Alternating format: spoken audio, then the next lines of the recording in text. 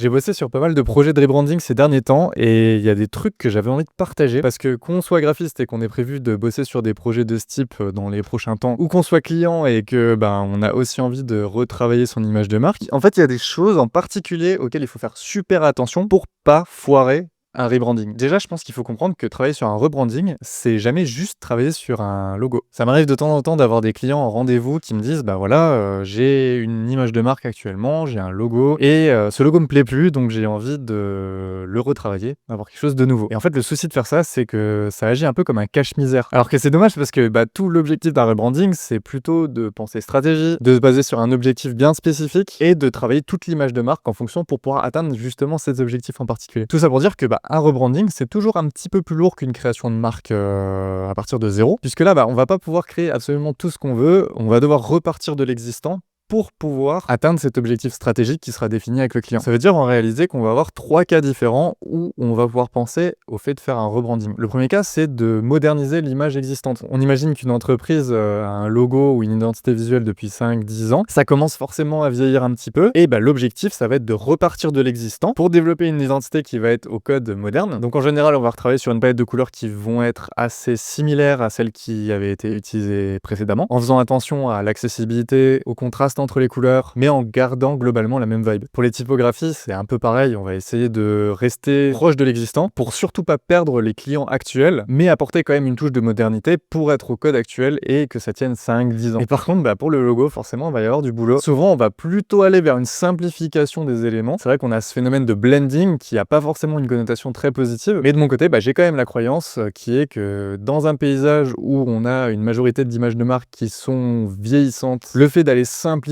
les tracés, ça va forcément améliorer la reconnaissance, s'assurer d'avoir une image intemporelle et que ça puisse vraiment tenir plusieurs années sans que ça soit démodé au bout d'un an. Donc ce qui va être réalisé en général, ça va être de travailler sur des insignes de logo qui vont partir de l'existant, en modernisant les éléments, en retravaillant les tracés, en retravaillant les angles, adapter ça avec la bonne typographie. Et on est déjà pas mal. Et si à tout ça on rajoute toutes les déclinaisons du logo, monochrome noir, monochrome blanc, en couleur, en inversé, déjà à partir de là, on a quelque chose de beaucoup plus fonctionnel que ce qui existait précédemment. La deuxième raison pour laquelle on ferait un rebranding, c'est parce qu'on change carrément de cible. On peut imaginer qu'on ait développé une activité sur un avatar bien spécifique et que l'entreprise a grandi, donc à partir de maintenant, on a envie de toucher soit une cible plus grande, soit de se spécialiser complètement sur un avatar cible. Et là, l'exercice, il est complètement différent. Il va falloir vraiment prendre du temps pour réfléchir à la stratégie de marque, bien définir cet avatar pour pouvoir développer toute l'identité visuelle en fonction. Et sur ce type de travaux, on va pouvoir être un petit peu plus créatif dans l'approche. Quand je dis ça, ça veut dire que en fonction de la cible, on va pouvoir aller apporter d'autres éléments, d'autres couleurs, d'autres typographies, d'autres styles d'identité, etc. Et enfin, la troisième raison pour laquelle on ferait un rebranding, c'est pour des questions d'image. Si d'une façon ou d'une autre, on a entaché notre image,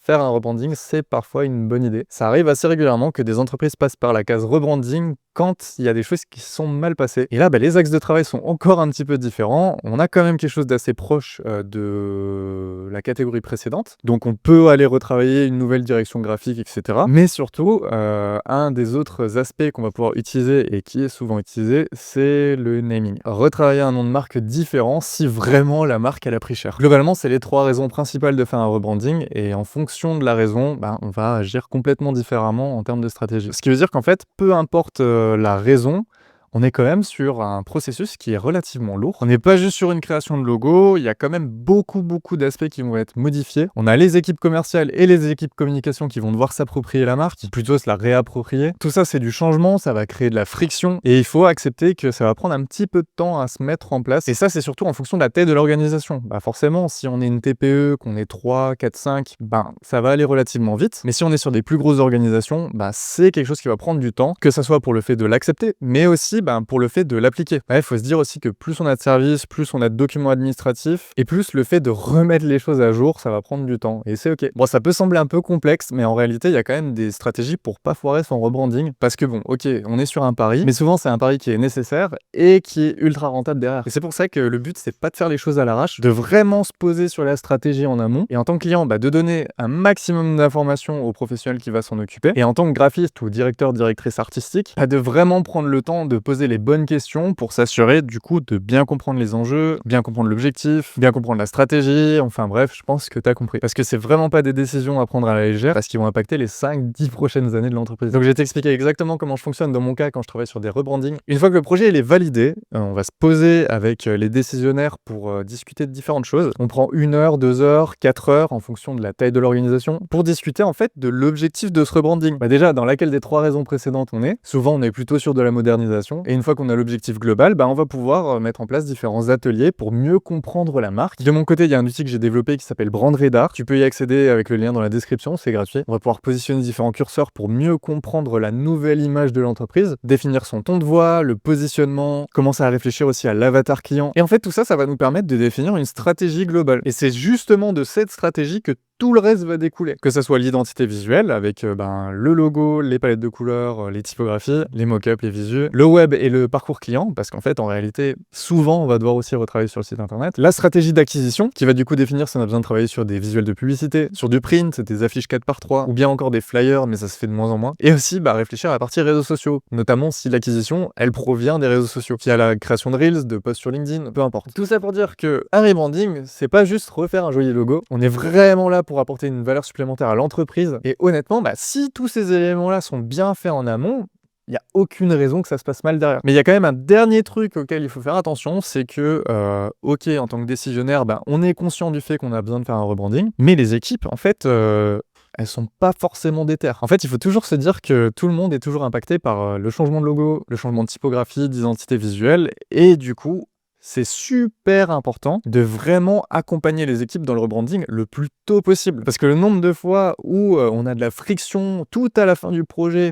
parce qu'en fait, on n'a pas informé les équipes que ça allait arriver, ou bien qu'on les a pas forcément conviés aussi à donner leur avis, c'est vraiment des choses qui ont tendance à créer de la friction. Et c'est dommage, parce qu'en fait, au final, c'est assez simple. Il y a des choses super faciles à mettre en place du côté de l'organisation pour faciliter les choses, que ce soit le fait de créer un petit questionnaire qu'on envoie à tous les employés avant la prestation, pour leur demander comment vous voyez les choses actuellement, est-ce que le logo vous plaît, quels sont les éléments qui vous plaisent actuellement, est-ce que vous aimeriez améliorer les choses, potentiellement aussi laisser la place au vote, notamment plutôt sur les moodboards qui sont proposés, mais par contre surtout pas faire un concours interne pour créer un logo, parce que ça m'est déjà arrivé dans le passé, et en tant que prestataire, essayer de sauver les murs en faisant un logo qui est pas adapté parce qu'il a été créé par quelqu'un qui n'est pas du tout professionnel dans le domaine, franchement c'est chaud. Bon, normalement avec toutes ces informations, que tu sois graphiste ou bien que tu aies besoin de travailler sur un rebranding en interne, tu devras avoir toutes les informations pour que ça se passe plutôt pas mal. Le travail de préparation, c'est vraiment ça qui va faire toute la diff, qui va faire que les différentes décisions graphiques, elles vont être alignées par rapport à quelque chose spécifiquement, et que du coup tu te retrouves pas dans une phase où tu fais des propositions, elles sont refusées, donc tu fais d'autres propositions, elles sont refusées, tu fais d'autres propositions, etc., etc. En tout cas, j'espère que cette vidéo t'a plu, et d'ailleurs, si jamais tu es intéressé par la création de marque et que tu as besoin d'outils que j'ai créés gratuitement pour toi, tu trouveras dans ma bio tous les outils que j'ai créés gratuitement à destination des graphistes et des personnes qui veulent créer une marque. Il y a des choses pour les typos, les couleurs, la stratégie de marque, enfin, j'espère que ça te sera utile.